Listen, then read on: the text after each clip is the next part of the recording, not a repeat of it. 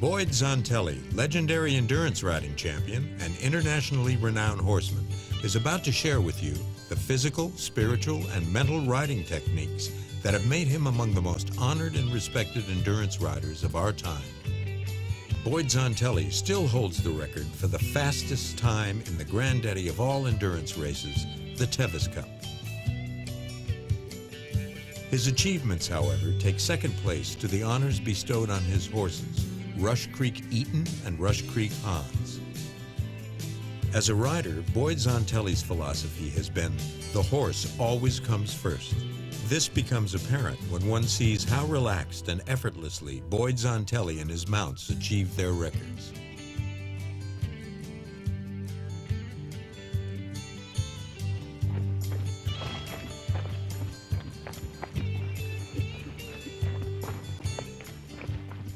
Ooh.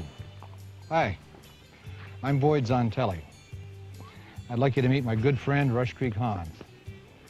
Hans is one of the horses that I won the Tevis Cup on.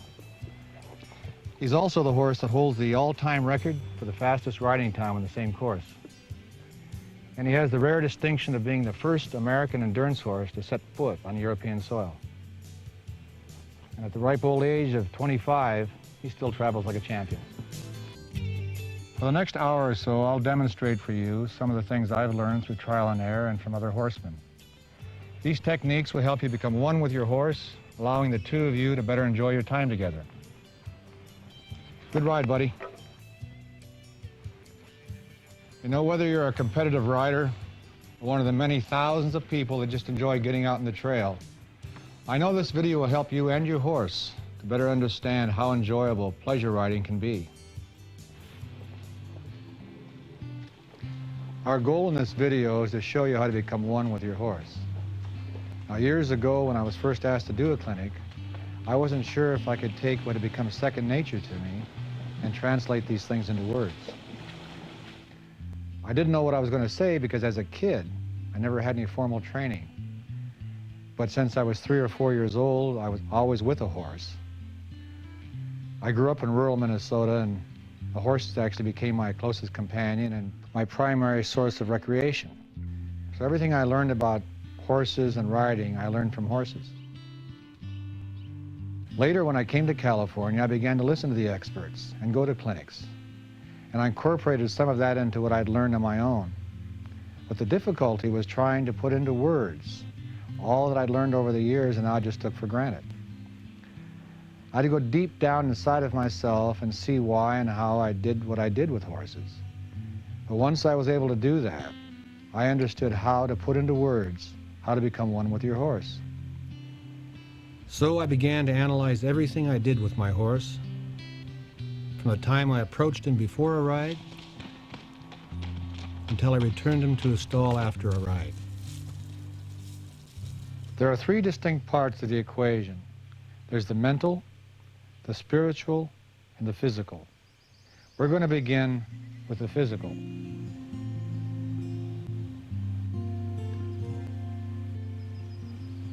Physical, of course, is the actual riding itself. Now, I'd like you to forget everything you've ever been taught about riding and just think in terms of balance only. For some reason, the principles of balance that are so imperative in other sports are not even applied. See, riding a horse is an athletic activity, and it's important to think of it in those terms. Like most athletic activities, you stand on the balls of your feet, knees slightly bent, back straight, shoulders relaxed, and your whole body ready to move in any direction. Think of the stirrups as the ground. Stand in them on the balls of your feet and just stay balanced. We've all heard the question, should I lean forward or backward when I go up a hill? Well, we don't do either. You just stay balanced on the ground, in this case, the stirrups, and the horse moves up or down. This new balanced riding system takes a little time to understand and a fair amount of time to master. So I'd like to show you a tool I've developed to help you better grasp the principles of true, balanced, athletic riding. This is a training device that I developed to help me communicate my method of balanced riding. I'd like you to meet my green horse. When you're in the stirrups, I want you to think of the stirrups as the ground. And just stand in a balanced position and don't squeeze with your thighs. Now that we're suspended in the air, I'd like to demonstrate for you the correct balanced position. I'm not squeezing with my thighs, and I have equal weight in both stirrups.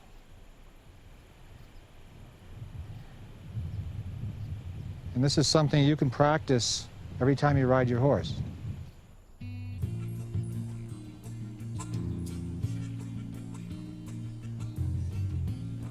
I like to ride alone because it presents me with an opportunity to really communicate with my horse. No other distractions.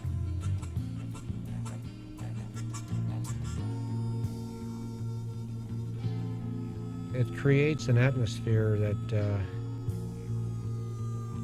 builds a lot of trust and understanding.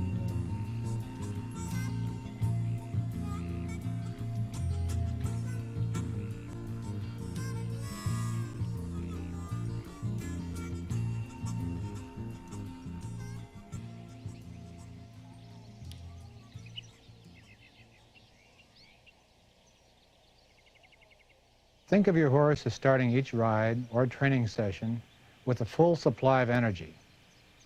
To maintain and use that energy efficiently, you've got to think in terms of harmony and relaxation. And you're the only one that can give this to him. Always remember the horse comes first. The only thing that gets in the way of the horse is you. The horse can't learn anything until he's relaxed. Just remember it's okay to do anything real slow until it gets comfortable. And comfort begins when you start tacking up. Remember to always be aware of the horse's comfort. Gently place the saddle on his back and slowly make any adjustments that are necessary. When attaching the girth, do it slowly without yanking too hard and causing the horse to flinch.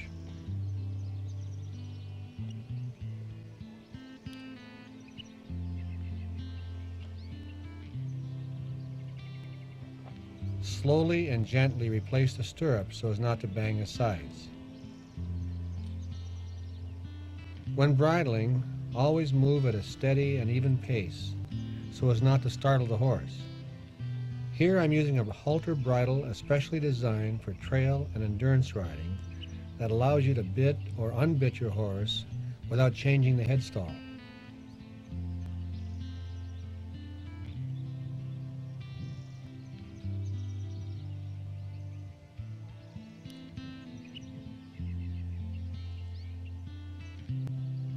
Slowly offer the bit to your horse and be very careful not to bang its teeth with it.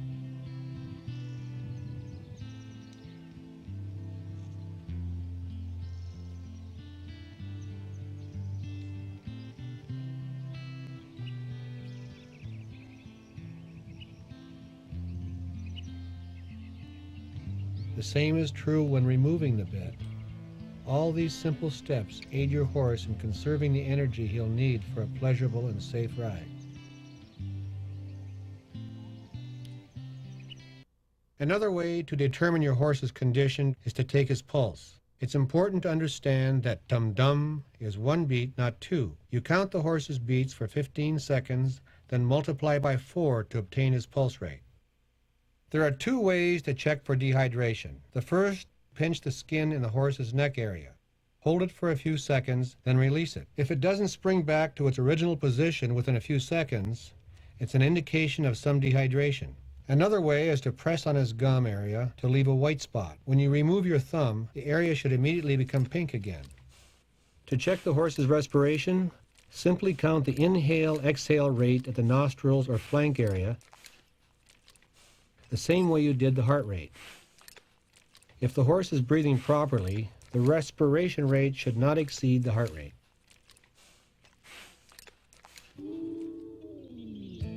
Another way to conserve energy is to get off and give him a break. This doesn't mean you have to stop. You might even want to stretch a little too.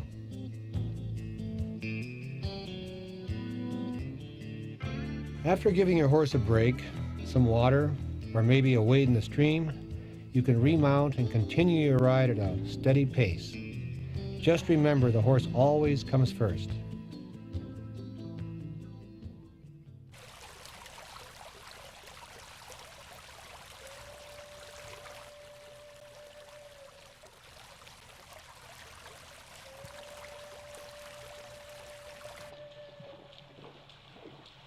I'm listening a lot to my horse. I thoroughly enjoy listening to the rhythm of his feet hitting the ground. I can tell by the rhythm of the feet how he's feeling. I can tell by when coming down through the rocks, for example, if he has any distractions or not. I can just tell by the way his feet are hitting the ground. Trust has to be based on reality. And if I start asking him to do things, he gets in trouble. He won't trust me.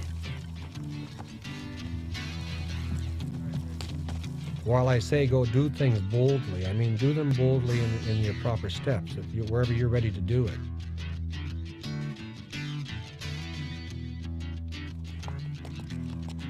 And that gives great satisfaction.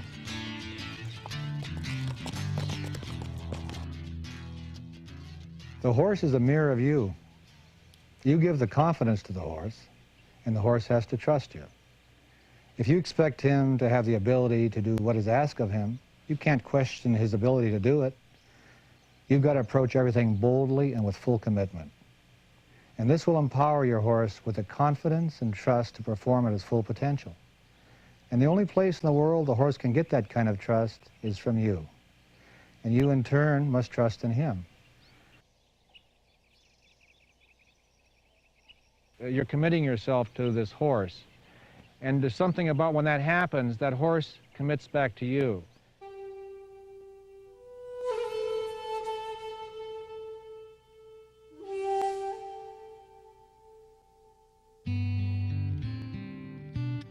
Forget everything you've ever been taught about riding and just think in terms of balance only. I want you to think of the stirrups as the ground and just stand in a balanced position and don't squeeze with your thighs.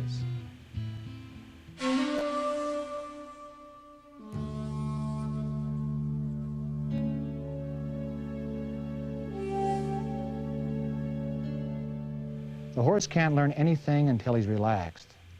Just remember it's okay to do anything real slow until it gets comfortable, and comfort begins when you start tacking up. Always remember the horse comes first.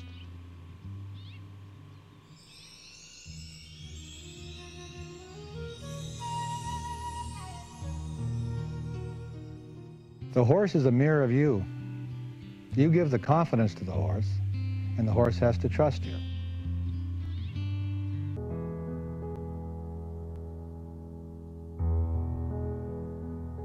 I hope you enjoyed our time together.